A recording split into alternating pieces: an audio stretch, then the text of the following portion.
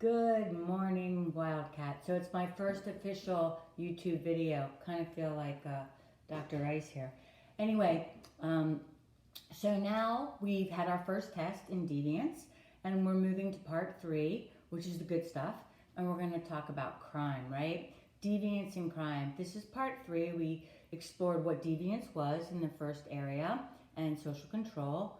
And then we moved into the second part of the course, which explained deviance with different types of theories, from individualistic to the sociological ones. And now we're going to move into crime, right? So we're really excited, right, for all you criminal justice students. So the first area that we talk about when we move into the crime with part 3 is going to be crimes of interpersonal violence, followed by nonviolent crimes, followed by victimless crimes, white-collar crimes, and corporate crime. So there's different kinds of crimes, we label them, and you can think about in your own mind the stereotypes that are ascribed to each.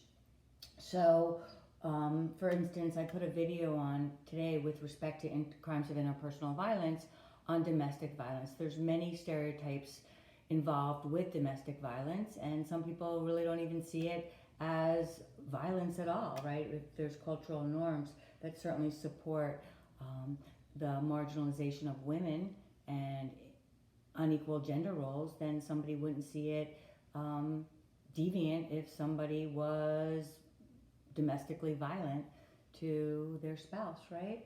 So as we move into these crimes of interpersonal violence, there's several different subtypes that the chapter looks at, including crimes of interpersonal violence, meaning that you know the person. And this can involve murder, obviously, knowing the person that obviously committed the homicide. Rape certainly happens between people that know each other. We have also, obviously, assault and domestic violence. So these are all interpersonal, people connected to one another, they know each other. With respect to domestic violence, we don't even think just a spouse, it can be elder abuse, child abuse, and certainly the most poignant or the most notable is the intimate partner violence, right? So with respect to domestic violence, a lot of people are in shame about it because, again, this is one area where we almost shame the victim.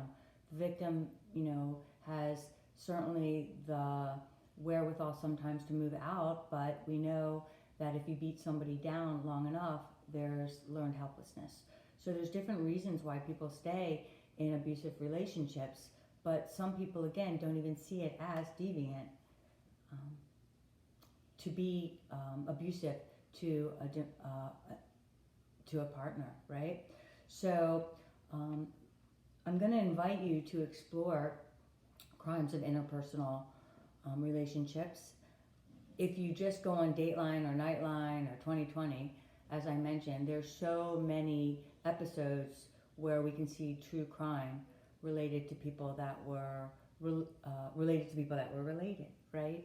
So it blows my mind where, somebody's best day is their marriage, and then they're turn around and they're actually hiring someone to kill their spouse. We can see this. It was just on 2020 this past week.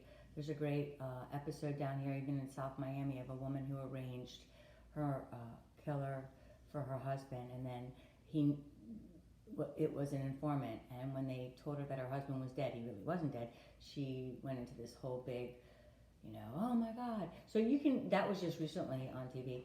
I invite you to go explore those that you're interested in. And again, if we were in class, we'd just be talking about those of you that have witnessed domestic violence. I think it's important.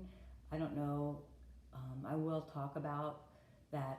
One student said that when we talked about domestic violence, he said it was the best class he ever had because his mother was the victim of domestic violence and he never understood why she stayed. And there's lots of reasons why people stay. It's not easy. You think the person's going to change, and it's really hard.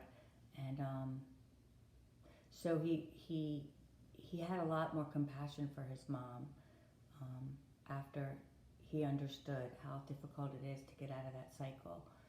And he stopped blaming her. And I hope you watch it because we need to have compassion for the victims, right? Although if you are a child and you grew up in a domestic violent home, I'm sure you experienced a trauma that's related. I know my mother witnessed it.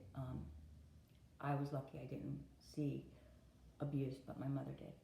So I'm sure many of you have too. Again, with relationship to deviance, though, it's interesting because not everybody sees it as deviant, which is pretty sad, right? So anyway, I invite you to explore and learn more about interpersonal violence.